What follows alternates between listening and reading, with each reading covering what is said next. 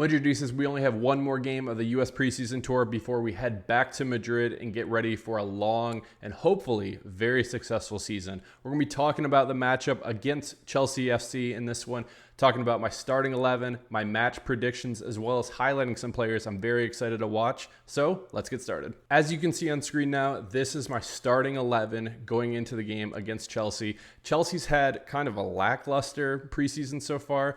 They just got absolutely boat raced by Manchester City, allowing Hala to get a hat trick. And honestly, they looked terrible in that one.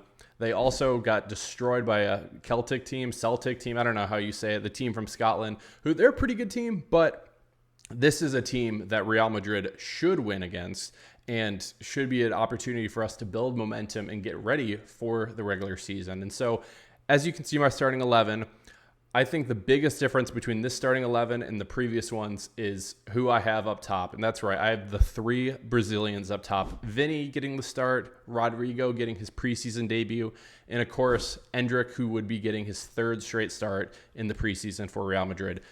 I think this is going to be ideal because a couple of things. This allows Vini to get some, more warm-ups and kind of get ready for this regular season and just kind of build some momentum. He looked pretty good in the last game, El Clasico. I thought he actually did pretty good. He was nutmegging people, dribbling past people, scaring, honestly, the life out of some of these Barca defenders. I think that's what's going to happen in this one against Chelsea too.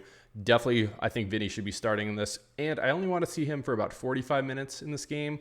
And just, like I said, build the momentum, get ready to go. And then him and Mbappe are going to be linking up very soon. And I think it's going to be easily the best, 1-2 combo in the entire world, especially. On the other side, Rodrygo having his preseason debut. I'm surprised he didn't play in El Clasico at all. He was actually there before Militao and Vini. And for some reason, he didn't get in the game. I wouldn't mind Rodrygo maybe playing 60 minutes, 70 minutes, something like that, just so he can kind of build up and just get ready for the season as well. And then in the middle, I have Endrick starting. He started every single game. I think he played the full 90 in the last one, or maybe he got substituted. I can't 100% remember. But I think having the three Brazilians up top, this is going to allow Endrick, first of all, it'll be 3 straight games for him starting. But this will also allow him to be a little more comfortable in the system just because, Rodrygo and Vini are, they're all Brazilian national team, as of course I'm repping as well. And I think that's going to give Endrick, a little more comfortability and kind of to be prepared. And, they can even speak Portuguese if they want up top to each other. I'm hoping that this gives Endrick a little more confidence going into the season. Each game, he's looked better. AC Milan, I thought he struggled overall. I thought he looked a lot better in the Barcelona game, constantly getting fouled. I think this will be a pretty good game to get, some confidence. And honestly, if Vini is, passing balls in or Rodrygo's passing a ball into Endrick, I think Endrick has a real good opportunity to score in this one. So that's my front three. In the middle, pretty similar to what we've seen before, Dani Ceballos, who actually I think he's had a pretty good preseason so far. I've been pretty critical of Dani Ceballos, but overall I thought he's done pretty good so far. Luka Modric, captain for the squad. I was surprised how much he played in the last one. Honestly, when we had the whole rain delay in the El Clasico, I thought he was going to be done after 12 minutes, but nope, he kept chucking along, 38 going on 39, and still, playing as best as ever. Honestly, he's such an amazing player still, and I would definitely have Luka Modric in the middle.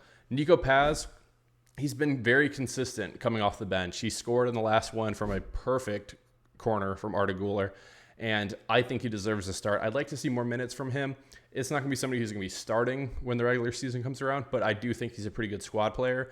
And similar to Dani Ceballos, I think he's going to be somebody who could definitely stay around the first team for a while. In the back, I have Fran Garcia starting. There's not really another left back I really want to see other than Mendy, and he's still on holiday.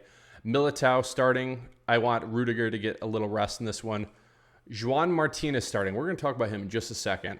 That's who I want to see starting. And then Lucas Vazquez starting at right back. Lucas Vazquez continues to show why he's such an important player. And something, too, I think we forget to realize, and I forget to realize, too, is that he was a winger in his past. And so he loves to get up really high up and deep on the right side. And his link-up play with Guler, especially in the last one in El Clasico, I thought was incredible. And yes, I think, of course, Vazquez should be starting in this one. In keeper, of course, you have Courtois. I thought Courtois has looked really good. In the AC Milan game, he looked great. And then, of course, in the Barcelona game, I thought he looked really good. He made some incredible saves. He did allow 2 goals in, but honestly, Fran Garcia was out of position for one of them. And I think it was Militao and Rudiger both kind of screwed him, honestly. Otherwise, when it was a tough shot and he could actually save it, he made some incredible saves. And Courtois is the keeper of the future. I wouldn't mind seeing Lunin come on, maybe at halftime. I think the thing with Lunin, though, Real Madrid probably want to sell him, get 20, 30 million, something like that.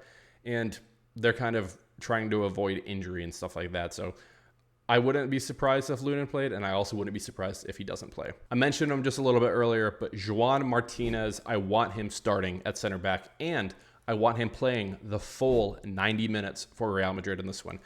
And the reason why I say that, he's looked pretty good in the AC Milan game. He only played like 45 minutes. I thought he looked pretty good. I thought he looked very cool, calm, and collected, and he has a lot of really good composure in the El Clasico game. We have to remember, this is a 16-year-old kid out there who looks like he knows what he's doing. His passes have been incredible. His playmaking ability and the ability to challenge some of these bigger people. Lewandowski, technically he fouled him. I thought it was a good challenge, but he's not letting anything pass him.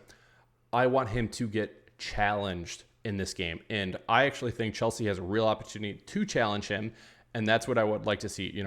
Noni Madueke, he's a really good right winger. I would like to see him challenge him. In Nkunku, whenever he's been healthy for Chelsea, which has been kind of rare, but when he was playing for Leipzig, he was really good. And Nkunku and him and Joan Martinez could be going head-to-head in this one, and I would really like to see that. And then also Raheem Sterling. Whenever Raheem Sterling, he has his off days and he has his bad days, but attacking-wise, in this preseason tour for Chelsea, he's actually been pretty solid.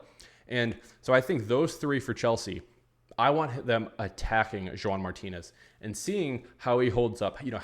How's he do challenge-wise with them? Is he fouling them in the box? Is he making mistakes that a 16-year-old who's playing, in that academy team would be making? Or is he ready to be brought up to the first team and be competing with Rudiger, with Militao, and, coming in as a support, as a backup center back? I think that's going to be one of the things to watch in this game. So let me know what you think in the comments below. Do you want Joan Martinez to come back with the first team, or do you think we should go get a new center back as well? How do you think he's going to do in this game? Love to hear from you in the comments below. A couple people I'd also like to see in this game, since they're not getting the start, I would love to see Brahim come in for Vini, getting maybe 45 minutes in this one. And I would love to see Arda Guler coming in. And I wouldn't mind seeing, if we take out Endrick, maybe 60 minutes, I wouldn't mind Guler coming in playing like a false 9 or something, with Brahim on the left, Rodrygo on the right, and then Guler as the false 9, just because that's his position. I'm still not 100% sure. Is he a right winger? Maybe. Is he a 10? Maybe. Is he a false 9? I don't know. I just think, though, his talent is just incredible. We saw it on the corner, and I just rave about this kid. I cannot stop talking about him. The best corners in the world right now are coming from Arda Guler, and I just love watching him play. I think he's an incredible talent at 19 years old. I think we got him for, 20 million euros, which is a steal when you look back on it now. I think he's going to be somebody who's going to be really important in the squad. And honestly, I think he's going to be competing, with Rodrygo. And I think this is a big year for Rodrygo. Is Rodrygo going to step up and be competing with, Mbappe, Vini for goals? Or does Arda Guler have a real chance to kind of beat him at his position and take over that right wing for the future, and possibly maybe this being Rodrygo's last year? I think that's going to be an interesting dynamic too. Let me know who you think is going to be the right wing in the future. Do you think it's going to be Rodrygo, or do you think Guler actually has a chance as well? Love to hear from you in the comments below. When it comes to my prediction for the game, I think this is a Chelsea team that can easily be beaten. And not only beaten pretty badly too. They've been pretty vulnerable so far this preseason. Now, of course, Real Madrid hasn't been great with scoring, only getting 1 goal in the last one in El Clasico. But I think this changes in this one. That's why I'm going to be picking Real Madrid to win the game 3-1. And I think Vini, Rodrygo, and a little wild card, Lucas Vazquez, I think, are going to get the goals for Real Madrid in this one.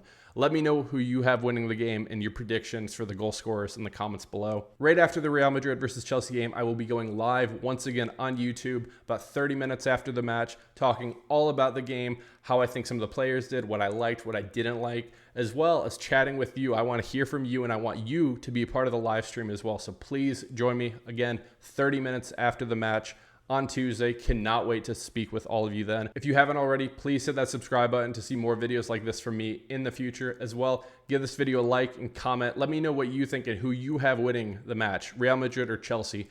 As well, I really hope you're picking Real Madrid in this one. But either way, thank you so much for watching this video. This has been Dally with Dally FC. Cheers. Hala Madrid.